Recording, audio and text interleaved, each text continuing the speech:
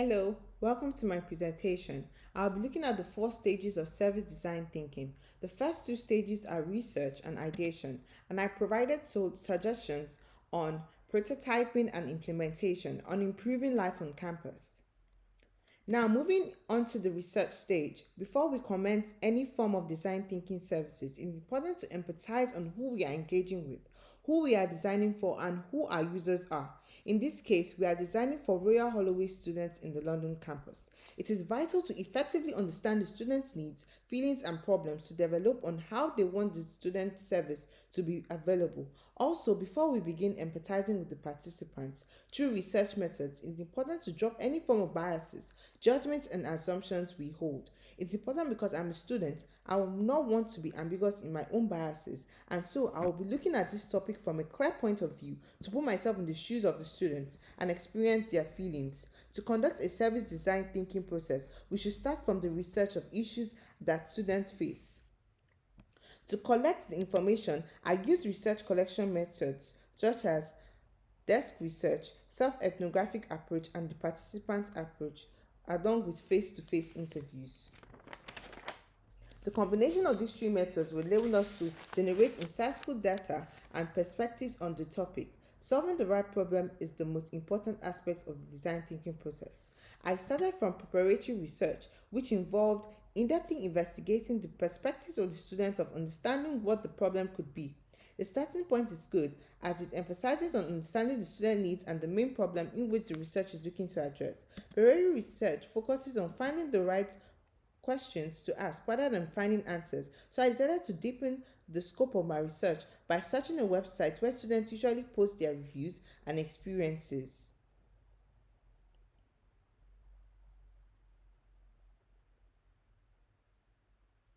I found some of the reviews online and pinpointed the main points that I found on the website.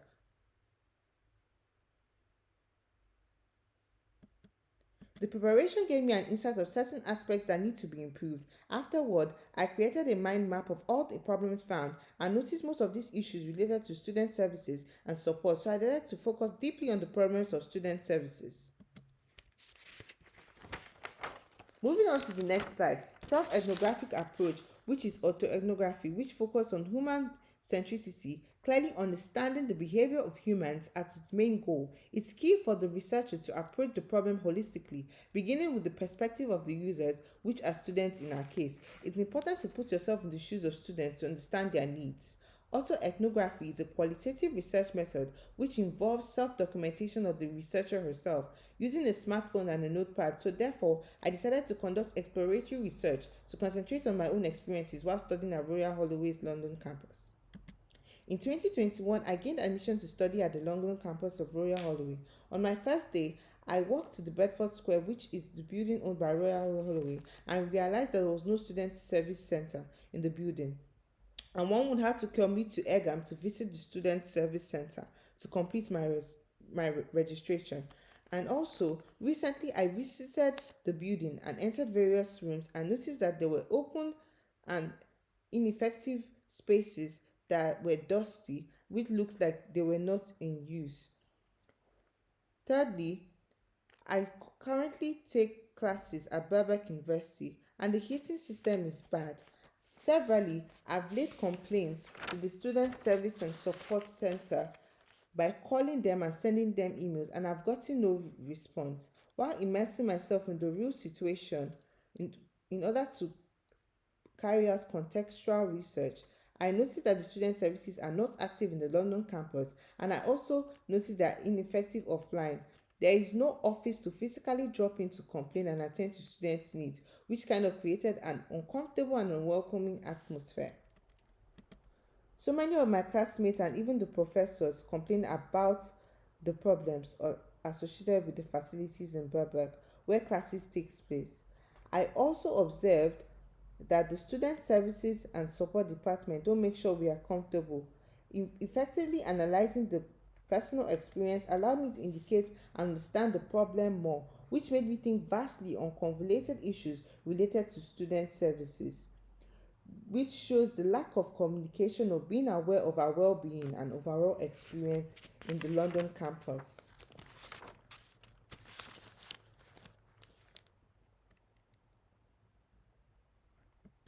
So I decided to think of a wider problem statement. How might we improve the student services and support of students studying at the London campus? And in order to dive deeply, I carried out a survey and posted this in the course group chat on WhatsApp to hear about their opinions and thoughts on the student services and support. I ensured it was easily completed by asking only 5 questions, as shown.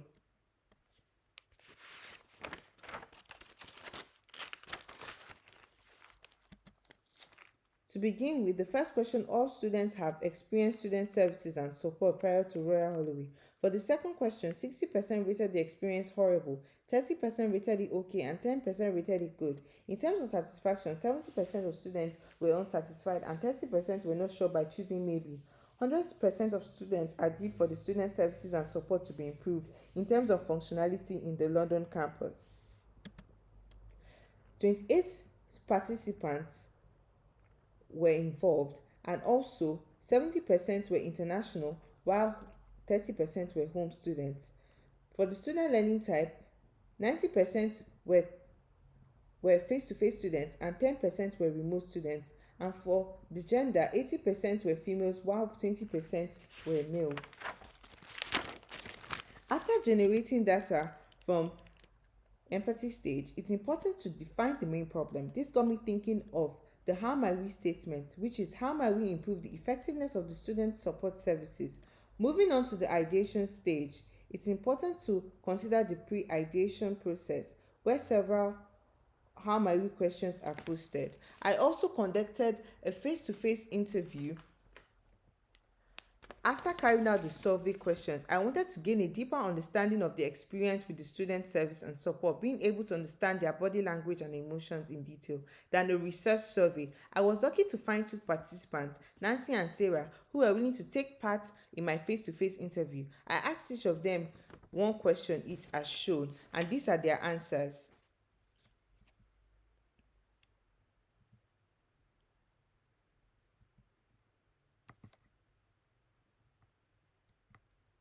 After generating data from the empathy stage, it's important to define the main problem. This got me thinking of the how might we statement, which is how might we improve the effectiveness of the student support services. Moving on to the ideation stage, it's important to consider the pre-ideation process where several how might we questions were posted based on the insights gotten from the research stage and from Nancy and Sarah's interview where they displayed dissatisfaction with the student service and support, which came up with the following questions. For the main ideation stage, it's important to create ideas that are effective in many ways. In this stage, all the ideas are useful with the aim for quantity, not quality.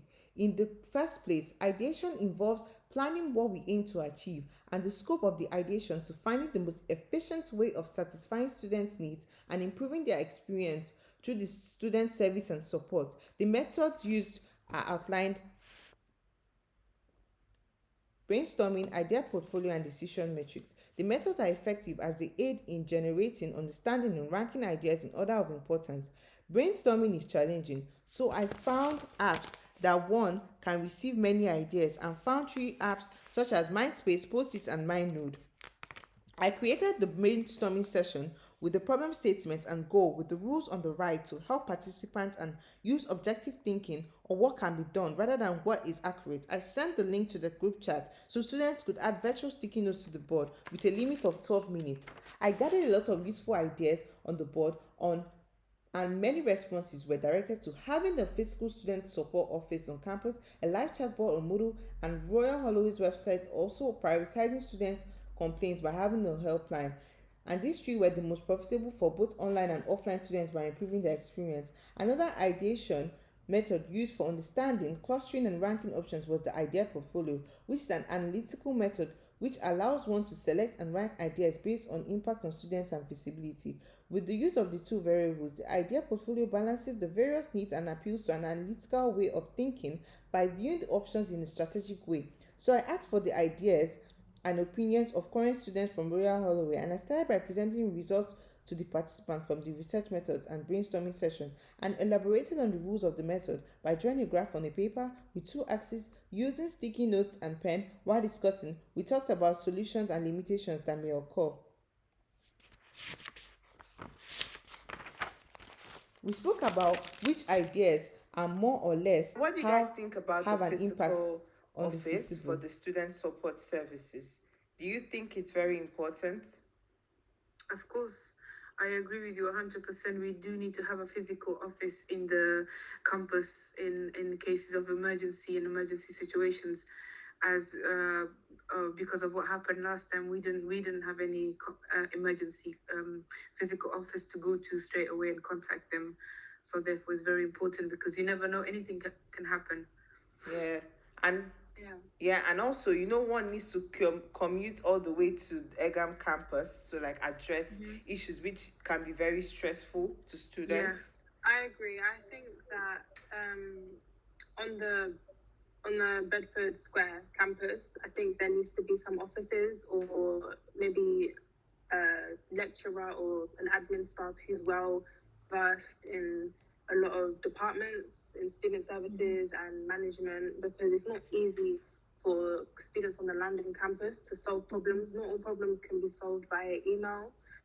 Here is the final result. The ideas with high impact are ticked. These were considered by participants to be useful to students, and the long-term effects on students were taken into consideration, which means not only highly paced ideas could be taken to the next stage, the anticipated output of the visual arrangement of the ideas was accomplished. The ideas ranked the highest are physical office in London campus, student support chatbots on Moodle websites, and prioritizing students' complaints using a helpline. The implementation of these ideas would have a positive effect on student satisfaction and improve the student experience. In order to decide on the best solution, using the decision matrix could put a particular solution on the lead. This weighted factor focuses on several factors while making a decision on the most effective option to satisfy students. The cost, service level, reliability, student satisfaction, and digital accessibility were put by the participants to determine how successful it could be. After the combination of the ideas from the brainstorming session and idea portfolio, I asked the same participants to consider each factor for each idea by giving it a specific weight. This way would address which option to consider first. The highest was given to the student satisfaction level and the lowest was given to the cost. This is explained by the fact that if more was put into the satisfaction of students, the more effective the change would be. On the other hand, cost is important but also simple to manage. The total value of each option was derived and suggested, and which option to address first indicates it was the physical student support office and center in the London campus, followed by student support live chatbots on Moodle and the university's website, along with prioritizing students' complaints. The live chat box on Moodle and Royal Holloway's website and the physical student support was given the highest on student satisfaction and the lowest on cost on prioritizing students' complaints by having an effect on telephone helplines as shown. Based on the analysis, the idea of having a physical student support should be taken to the next step, and also a chatbot. Moving on to the prototyping phase, concept sketches has been drawn to show the possibility below. We can carry out physical prototyping using models in the form of 2D, 3D, and mockups to achieving our goal.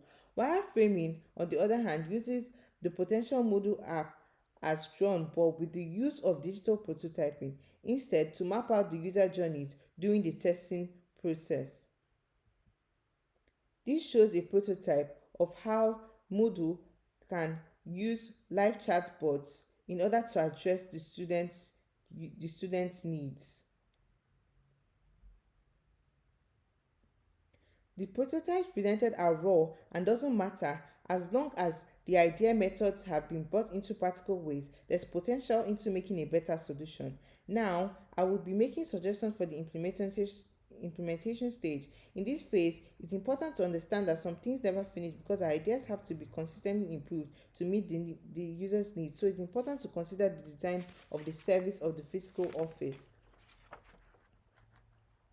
To carry out human focused approach, the consideration of all kinds of members of staff is important, which means not only students are involved, but also the administrative team, also the stakeholders and the students union. Before testing the service design software, it's important to clarify the key goals to the testers so they understand the aim of the research. Thirdly, it's crucial to listen immersely to feedback to understand if there would be any issues such as bugs when improving the model software. Development and service design of the physical office and model and linking it to the needs of the user is also very important. This is the last stage of the design thinking process. It is where the final iteration of the service prototype comes forward to production and gets set to release to the end users. Thank you very much. These are my references.